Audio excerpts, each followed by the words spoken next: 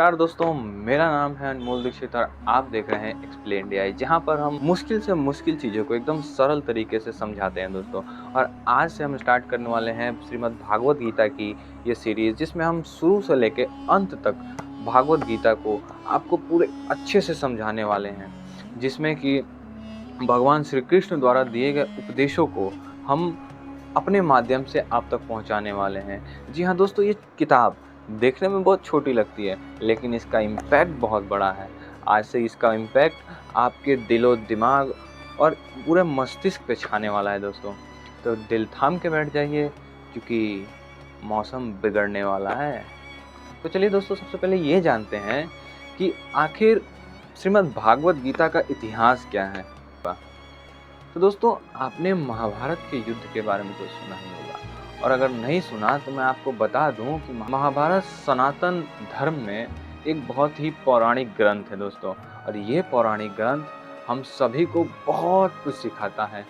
अगर आपके पास वो टाइम ना था जिससे आप नहीं पढ़ पाए, इसलिए मैं आपके लिए ये सीरीज़ स्टार्ट करने वाला हूँ, जिसमें कि आप अपने दुखों को छोड़कर इस संसार की भोग विलासाओं की दुखों को छोड़कर आप सुख के मार्ग पर निकले। क्योंकि दोस्तों, सुख जो है और दुख ये कुछ नहीं है।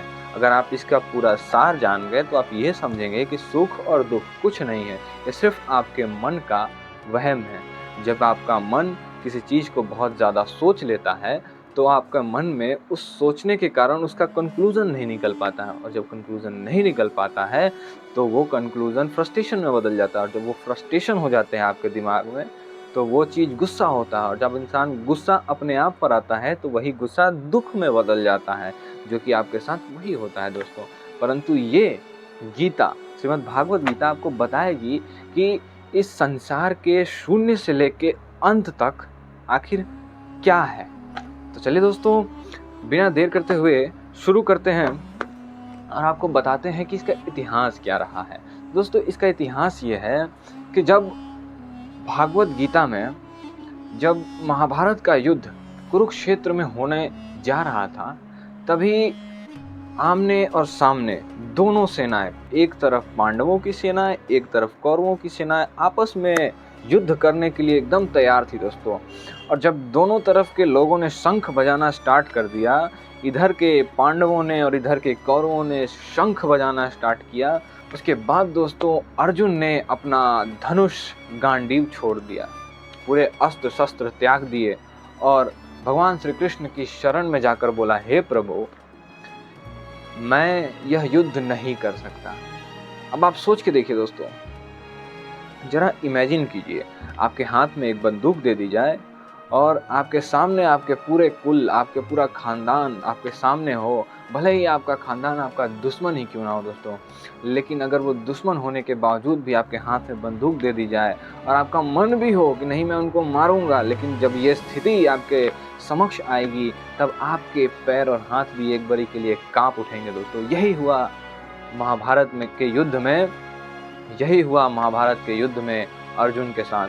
तो वो उस समय बोले कि हे अर्जुन, मैं तुम्हें बताता हूँ कि आखिर इस तुम्हारी समस्याओं का हल क्या है, आखिर तुम क्यों पीछे हट रहे हो। तो ये जो महाभारत की श्रीमद् भागवत गीता है, ये महाभारत से ली गई है और इसका उद्देश्य आपको मोटिवेट करना है। आपको नहीं, अर्जुन को मोटिवेट करना था दोस्तों। मुझे नहीं लगता कि इस श्रीमद् भागवत गीता के हट के पूरी पृथ्वी पर कोई मोटिवेटिंग बुक जो है आपको मिलेगी श्रीमद् भागवत गीता से हटके। क्योंकि दोस्तों ये स्वयं भगवान श्री कृष्ण ने अपने मुख से कहा है। तो दोस्तों, आप सोच सकते हैं कि भगवान जब किसी को मोटिवेट करते हैं तो वह किस प्रकार करते हैं। तो चलिए दोस्तों, इसको हम शुरू करते हैं और देखते हैं कि हम इसको कहाँ तक लेके जाएंगे अभी आज के एपिसोड में। दोस्तों, शुरुआत यहाँ से होती है कि धृतराष्ट्र बोले। अब धृतराष्ट्र कौन थे दोस्तों? धृतराष्ट्र हमारे कौरवों के पिताश्री थे।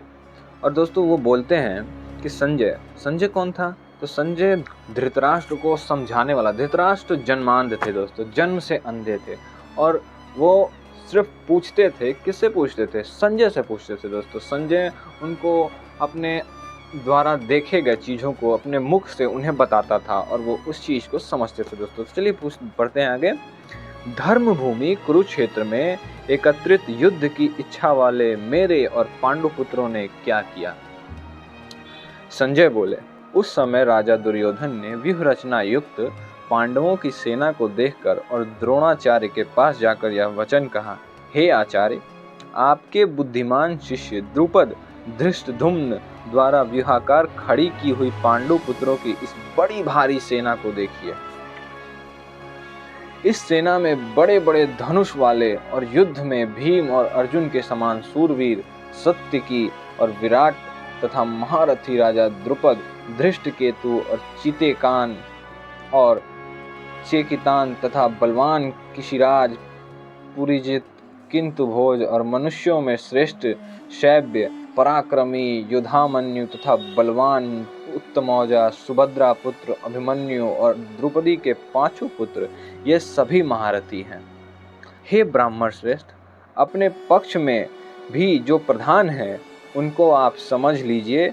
आपकी जानकारी के लिए मेरी सेना के जो सेनापति हैं उनको बतलाता हूँ। आप द्रोणाचार्य और पितामह भीष्म तथा कर्ण और संग्राम विजयी कृपाचार्य तथा वैसे ही अश्वत्थामा, विकर्ण और सब सोमदत्त का पुत्र भूरिश्रवा और भी मेरे लिए जीवन की आशा त्याग देने वाले बहुत से शूरवीर, अनेक प्रकार के शस्त्रों से सुसज्जित और सब के सब युद्ध में चतुर हैं। भीष्म पितामह द्वारा रक्षित हमारी वह सेना सब प्रकार से अजेय है और भीम द्वारा रक्षित इन लोगों की यह सेना जीतने में सुगम है। इसलिए सब मोर्चों पर अपनी अपनी जगह स्थित रहते हुए आप लोग सभी निसंदेह भीष्म पितामह की ही सब ओर से रक्षा करें। कौरवों में वृद्ध बड़े प्रतापी पितामह भीष्म ने उस दुर्योधन के हृदय में हर्ष उत्पन्न करते हुए उच्च स्वर से सिंह की दहाड़ के समान गरज कर शंख बजाया। इसके पश्चात तो दोस्तों यहाँ पे 1 मिनट का पॉज लेते हैं। और दोस्तों पुराने ज़माने में जो लड़ाइयाँ होती थी, जो युद्ध होते थे 2 सेनाओं के बीच में, वो बड़े ही नैतिक रूप से होते थे दोस्तों। जैसे एक सेना आमने सामने होते थे। कभी ये जैसे मुगलों के समय में एक सेना अभी घर में है तो वो दूसरी सेना आक्रमण कर देती थी, लेकिन दोस्तों ऐसा इस महाभारत में आपको देखने को नहीं मिलेगा। क्योंकि दोस्तों महाभारत में हमेशा जो युद्ध हुआ है वो आमने और सामने हुआ है। क्योंकि दोस्तों ये नैतिकता की बात है और नैतिकता की बात में सच्चाई और अच्छाई बहुत ज़रूरी होती है।